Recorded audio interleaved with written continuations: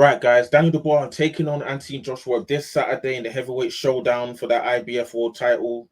Daniel Dubois currently the IBF heavyweight world champion. Who's gonna come out on top? Key to main thing on this video is gonna be sort of how is Daniel Dubois, gonna go about actually beating Anthony Joshua. That is sort of the key thing. Can Dubois beat Anthony Joshua? What does he have to do, in my opinion, to actually beat Anthony Joshua? For me, it's going to be a very tough fight for Daniel Dubois. For me, Anthony Joshua is very much more superior in terms of his experience, number one, and obviously in terms of his boxing technique, number two as well, and number three, the trainer that he's got as well, very analytical. He's going to be. They've been watching probably pretty much the vast majority of Daniel Dubois' fights. In terms of his performances in the heavyweight division as a professional.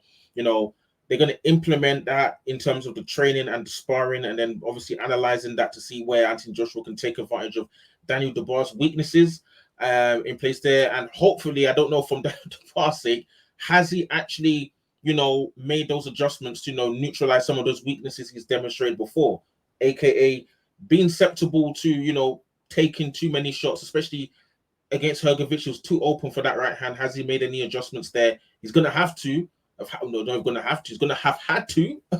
Otherwise, could be going to sleep. That would be the conclusion there. But what does Daniel Dubois have to do to beat Anthony Joshua? For me, everything Daniel Dubois does, the successes he has, is off the back of his double jab or single jab, and then able to land his left hooks and overhand rights over the top. That is going to be what Daniel Dubois is going to need to consistently get off.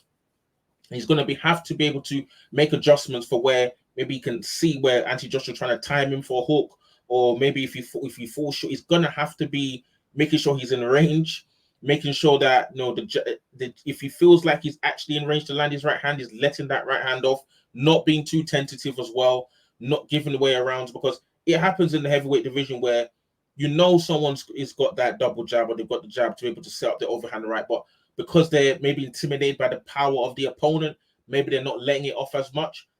I don't necessarily feel like Daniel Dubois is not going to go after Anthony Joshua. I feel like he will. He's going to be forced to as well if he feels like he's not winning the fight. His trainer's going to tell him if he needs to go after it. But I feel like Daniel Dubois will go after Anthony Joshua, but just about how you do it. Has to be the double jab needs to be throwing Anthony Joshua off, and he needs the strong jab, and then he needs to be following that up with right hooks, left hooks, or straight right hands down the middle. That's what he's going to have to do. He's going to obviously have to, have the head movement as well, because Dubois before, head movement hasn't been the best. He hasn't been able to sort of get his head out of the way, especially it was demonstrated against Hrgović. Even Jerome Miller was able to have success in the early rounds as well, been able to land his shots.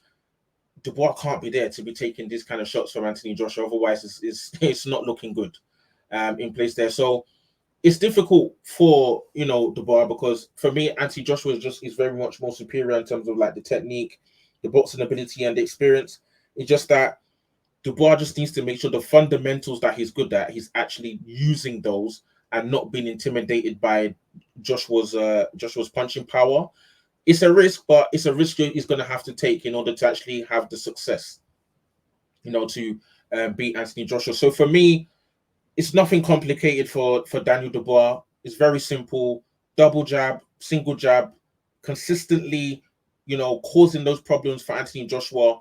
Those jabs are the same jabs and the shots that he was able to put away on Filip Hrgović. That's what caused Hrgović to have, those cuts. He's going to have to do the same thing to Anthony Joshua, minus taking those right hands, which is easier said than done. So let's see what happens, man. It's going to be interesting to see what Daniel Dubois does. It's going to have to be, light on his feet as well. Can't be saying in range unnecessarily. AJ these days is good at really picking up guys in range, and he's explosive and he's powerful, crisp counter punching, and Dubois is going to have to be paying attention to those things, not going after Anthony Joshua in reckless abandon, but setting up his attacks. That's what he's going to have to do. So be sure to like my video. Drop your comments in the comment section below. How does Daniel Dubois go about winning this fight? Do you guys have an alternative way you view it? Do you think Dubois can actually win, or are you favoring Anthony Joshua to win this by unanimous decision or just by devastating stoppage? Again, cool. See you guys on the next one.